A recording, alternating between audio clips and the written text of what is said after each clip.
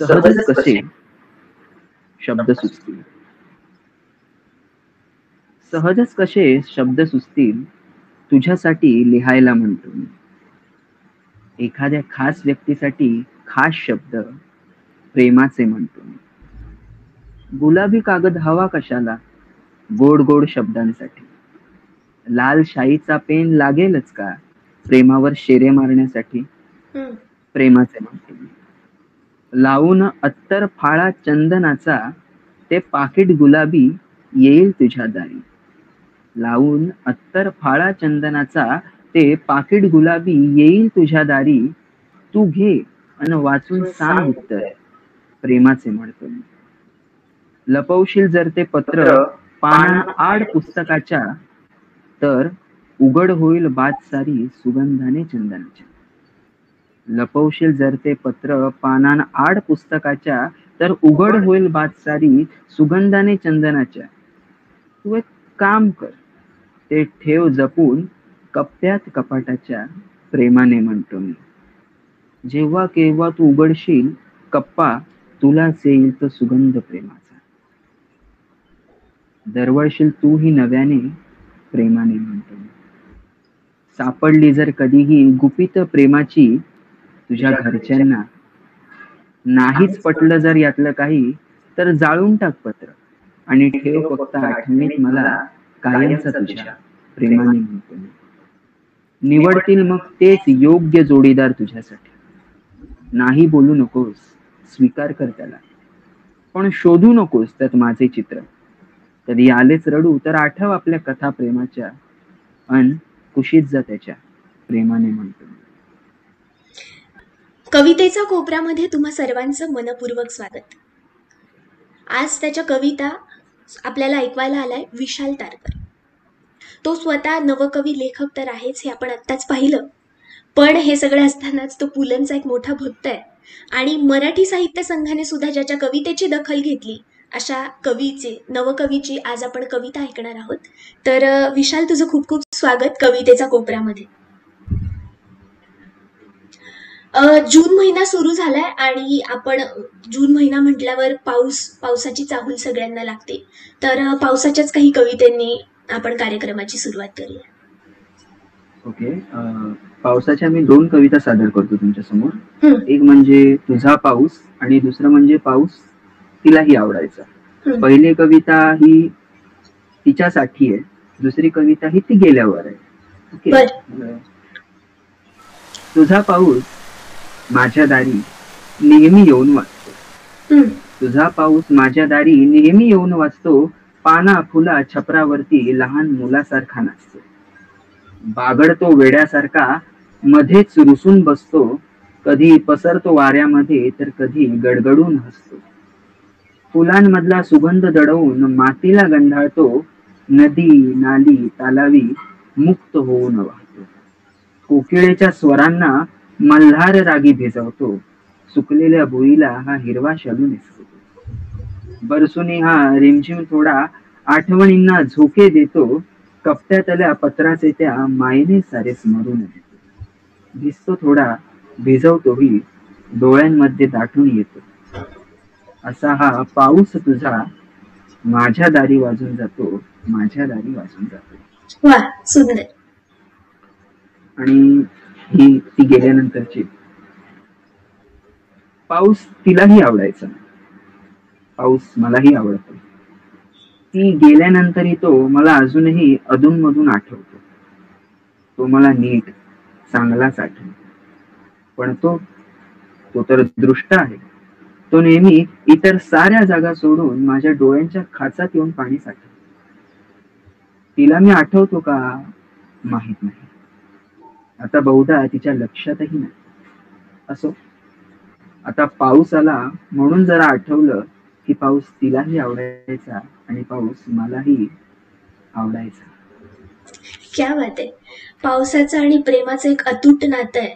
आणि जसं मी मगाशी म्हणाले की मराठी साहित्य संघात तू एक प्रेमकविता लिहिली होतीस, तर प्रेमकवितेकडेच आपण आता जाऊया.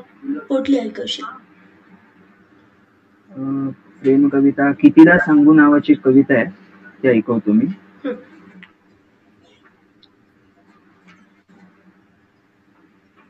तिच्या गालात पडणारी खळी खूप काही सांगून जाते. मनातली एक अबोल भावना नकळत व्यक्त करून जाते. लाजणाऱ्या तिच्या सुंदर मुखकमलावर जेव्हा हलकेच तिचे केस येतात, माझे अदृश्य हात तिला अदृश्यच माझे कवित घेतात. लाजते ती, ती मंद मंद हसते. माझी अस्थिर नजर तिलाच पाहत बसते. रागवते ती जेव्हा अजूनच गोड दिसते. जणू एक बाहुली जशी खोट खोट दिसते.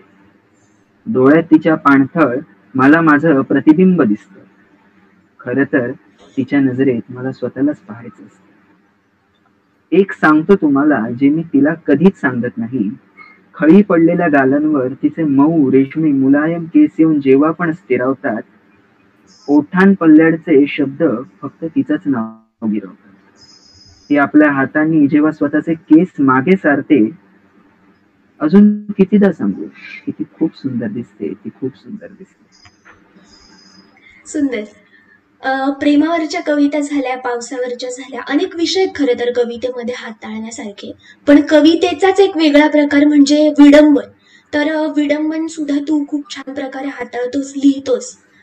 तर तोही प्रकार आम्हाला खूप ऐकायला आवडेल. आयनमॅनची बायको परवा चिड चिड चिडली. घरातली भांडी चोरतात म्हणून माहेरी रुसून बसली. माहेरी सांगताना हकीकत रड रड रडत होती. आमचे हे म्हणजे नुसतं भंगार, असं रागा रागात सांगत होती. जरा मी बाहेर गेले की सगळं खोलून बसतात. घरी येऊन पाहते तर अंगाला फ्रीज ओव्हन चिटकवून बसलेले असतात. कधीतरी येतात कामाला, कपडे इस्त्री करून देतात. घरातला गॅस संपल्यावर हातावर जेवण शिजवून देतात. कपड्यांचं तर विचारूच नका, यांना अंगावर घालायला लोखंडी सूट लागतो. घरातली भांडी तोडून मोडून यांचा खर्च भागतो. फॅक्टरीत पण हे असंच काय बाई वेडसर करत असतात. जीएसटी पेक्षा भंगाचंच बिल जास्त भरत असतात. कुठे पार्टीला लग्नाला जायचं म्हटलं तर मलाच लाज वाटते. यांना चमकताना बघून माझी शाईन जाते. खूप कष्ट करतात बिचारे, दिवस रात्र जागतात. कोण तो मेला थानोस त्याला मारायला बघतात. आमचे हे थॉर आणि स्पायडरमॅन भाऊजी तिघ एकत्रच असतात. काय सांगू तुम्हाला, या तिघांना पोलीस दरोडेखोर म्हणून धरतात. यांच्या उडण्याचा मी आपला फायदा करून घेते. भाजी आणि सामान आणायला यांनाच पाठवले. मुलं पण जास्त रडायला लागली की पाठीवर घेऊन त्यांना फिरवून येतात. पण मेलं कधी बोलले गजरा घेऊन या तर भांडी घेऊन येतात. लावतात भांडी अंगाला, कितीतरी वेळा नसता घोळ होतो. नको त्या जागी पत्रा लागला की हा माणूस घरात बसून राहतो.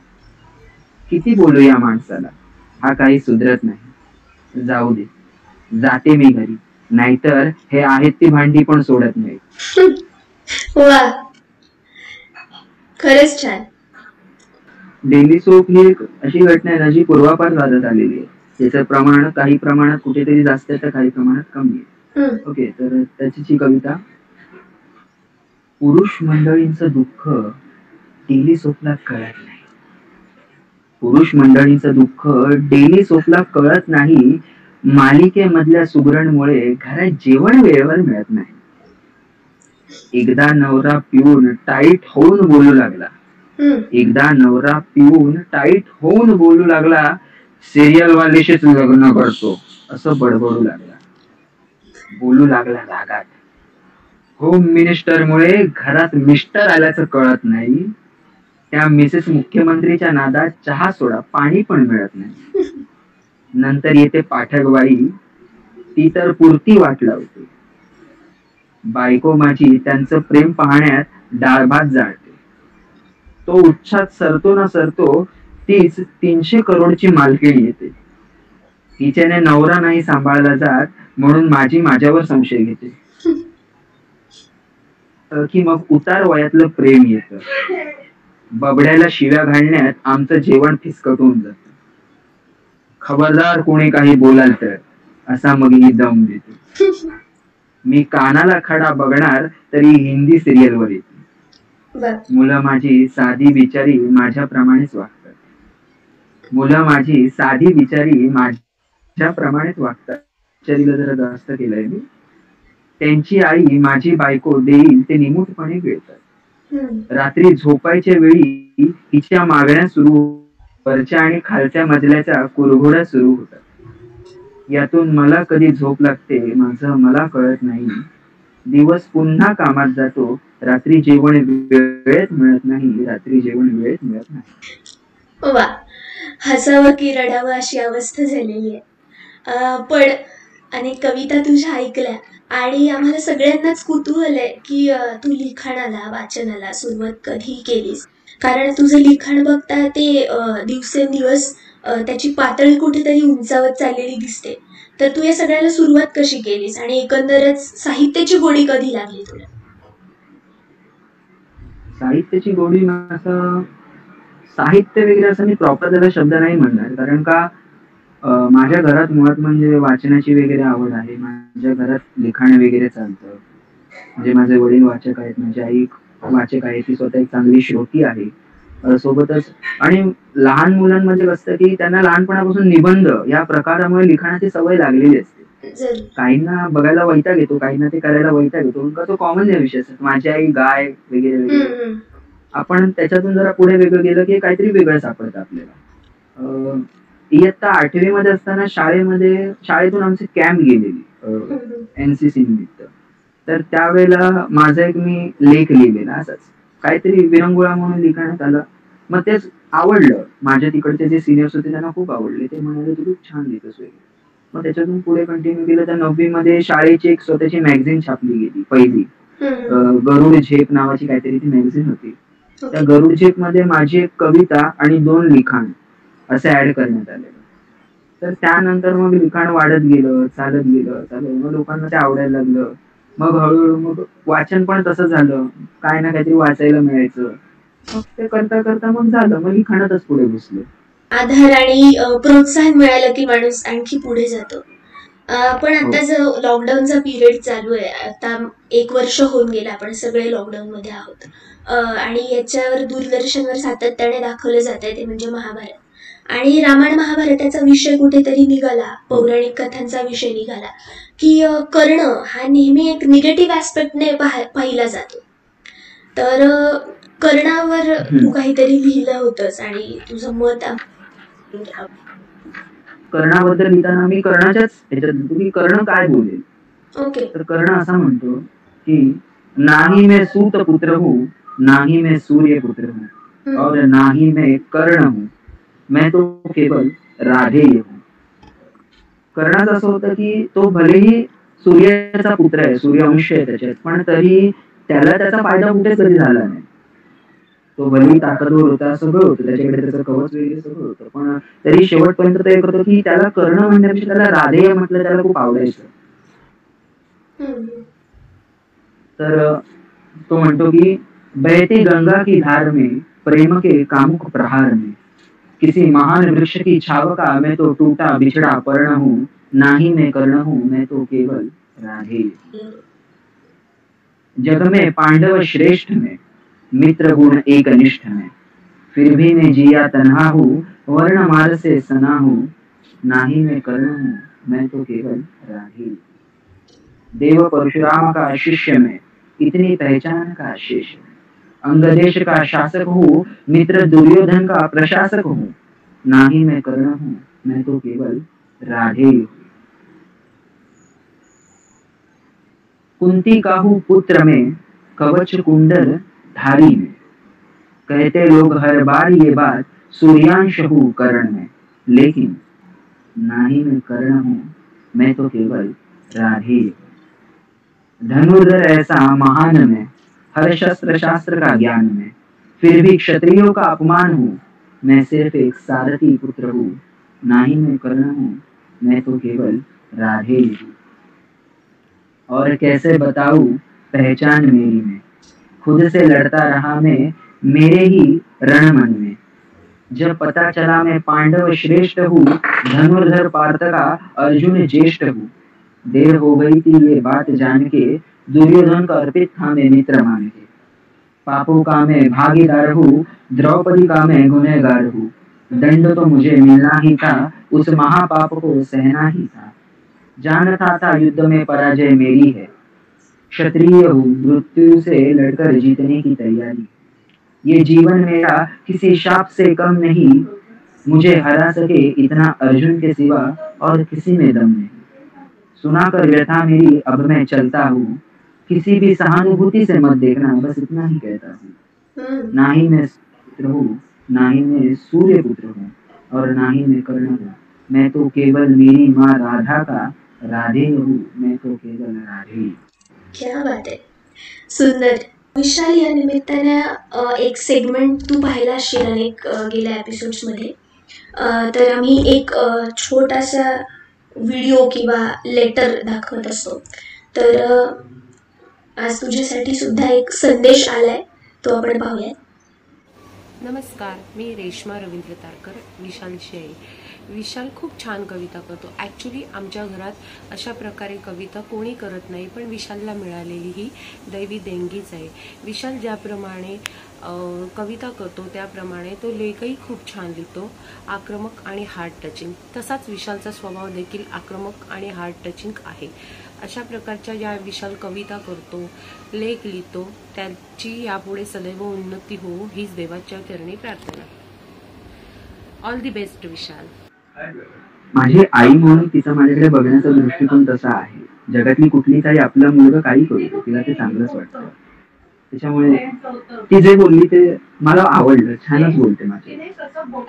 तिच्यामुळे मी आहे, एवढंच मी सांगू शकतो. नक्कीच. या निमित्ताने तू एक कविता केली होतीस, ती मी सगळ्या रसिक प्रेक्षकांना ऐकवते. कवितेचं शीर्षक आहे गजबजणारा गाव. गजबजणारं गाव आज कायमचं शांत झालं. गजबजणारं गाव आज कायमचं शांत झालं. आई नावाचं मायेचं छप्पर आम्हाला कायमचं परक झालं. ती आई होती म्हणून सगळं बोलता यायचं. ती आई होती म्हणून सगळं बोलता यायचं. राग प्रेम सारं काही तिच्या पदरात सामावून जायचं. घरी आलो ना कधी उशिरा की 10 गाळ्या घालायची. घरी आलो ना कधी उशिरा की 10 गाळ्या घालायची, पण राग लगेचच खुंटीला टांगून मायेनं 2 घास भरवायची. निजायची नाही माझी माय, डोळ्याला डोळाच लागायचा नाही. कधी येतं बाळ माझं असं म्हणून ती जागी आहे. आता जागणारं डोळं कायमचं बंद झालं.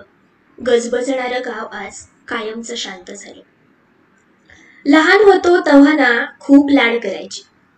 लहान होतो तेव्हा ना खूप लाड करायची. बाबा मारा यायचा तेव्हा मला पदराड लपवायची. मला लागलं म्हणल्यावर रगात तिचं सांडायचं. मला लागलं म्हणल्यावर रगात तिचं सांडायचं. तिच्या निस्त्या स्पर्शानं लागलेलं पण सावरायचं. आता मायेनं हात लावणारं हातच शांत झालं. आता मायेनं हात लावणारं हातच शांत झालं. गजबजणारं गाव आज कायमचं शांत झालं. ऐकतेच नाही माय, ये ना ग परत, जीव जळतोय ग. ऐकतेच नाही माय, ये ना ग परत, जीव जळतोय ग. तुझ्या आठवणीच्या आगीत निस्ता ग घोरपळतोय ग. नाही बोलणार परत उलट, घरला उशिरा बी नाही येणार. नाही बोलणार परत उलट, घरला उशिरा बी नाही येणार. तू जसं सांगशील ना तसाच वागणार, तसाच राहणार. लागलंय ग लेकराला तुझ्या, एकदा फुंकर तरी घाला ये. लागलंय ग लेकराला तुझ्या, एकदा फुंकर तरी घाला ये. खूप बिथरलो आहे ग जाण्यानं तुझ्या, एकदा मायेनं जवळ तरी घे. माझ्या माय या हाकला ओ देणारा आवाजच आज बंद झाला. माझ्या माय या हाकला ओ देणारा आवाजच आज बंद झाला. गजबजणारा गाव माझ्या आईचा नावाचा आज कायमचा शांत झाला. आज कायमचा शांत झाला. शब्द नाहीये त्या कवितेसाठी माझ्याकडे, पण तुझी लेखणी अशीच उत्तमोत्तम बहरत जावं एवढीच सदिच्छा.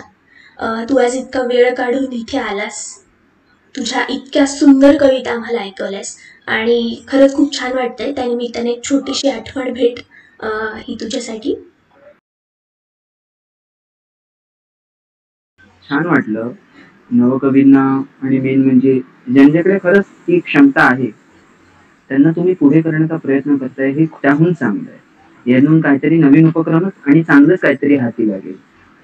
त्याशिवाय मेन म्हणजे अनेकांना ह्याच्यातून स्फूर्तीही मिळेल, त्यांनी पुढे काय केलं पाहिजे. कारण का आता ह्याच खूप आहे, आता हीच खूप पुढे गोष्ट वाढत जाणार आहे. आता पुढे लोकांना हेच गोष्टी आवडत जाणार आहे.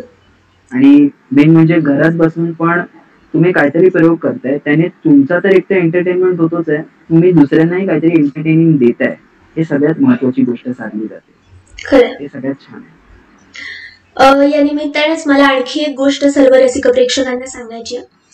विशाल तारकरच्या तो अर्थात वीर तारकर या नावाने लिखाण करतो, ते अगदी त्याच्या लेखनाला भारदस्त नाव असं वाटतं. तर तारकर विशाल आणि शायर ए अंदाज असे त्याचे 2 पेजेस आहेत, ज्याच्यावर त्याचं खूप सारे लिखाण तुम्ही वाचू शकता.